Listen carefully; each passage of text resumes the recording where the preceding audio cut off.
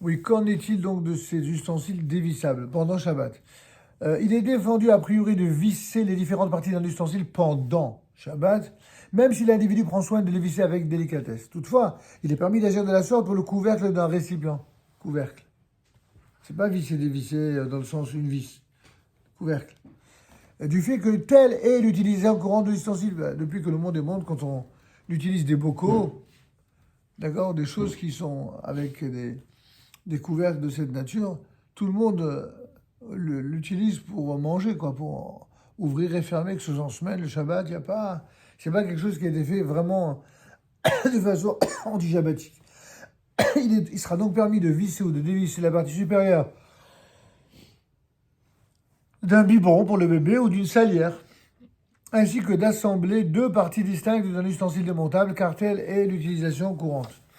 Il est de même permis de visser ou dévisser un pupitre réglable destiné à déposer des livres, un stander, comme ce qu'on a ici au Beth Midrash, afin de l'ajuster à la bonne hauteur et à l'inclinaison appropriée du fait qu'il est réservé à cet usage.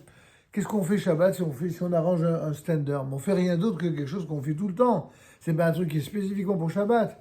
C'est pour nous permettre d'utiliser le stander afin d'utiliser les livres pendant Shabbat. Or, quelle mitzvah plus belle que celle d'étudier la Torah Shabbat? On ne pourra pas dire que c'est une interdiction. Certains, malgré tout, interdisent de dévisser une tablette qui est constamment réglée à la même hauteur, afin de l'ajuster pendant Shabbat. En d'autres termes, si tu es à la même hauteur toute la semaine, tu ne vas pas attendre juste Shabbat pour commencer à faire des essais et des ajustements. Ça, tu le feras en semaine, mais pas le Shabbat. D'accord? Deuxièmement, déboucher un lavabo bouché.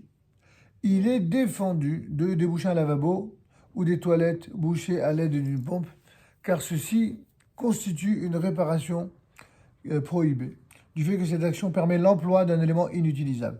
Certains estiment qu'à notre époque, un lavabo bouché n'est pas complètement obstrué. Le fait de la déboucher est donc pas considéré comme une véritable réparation.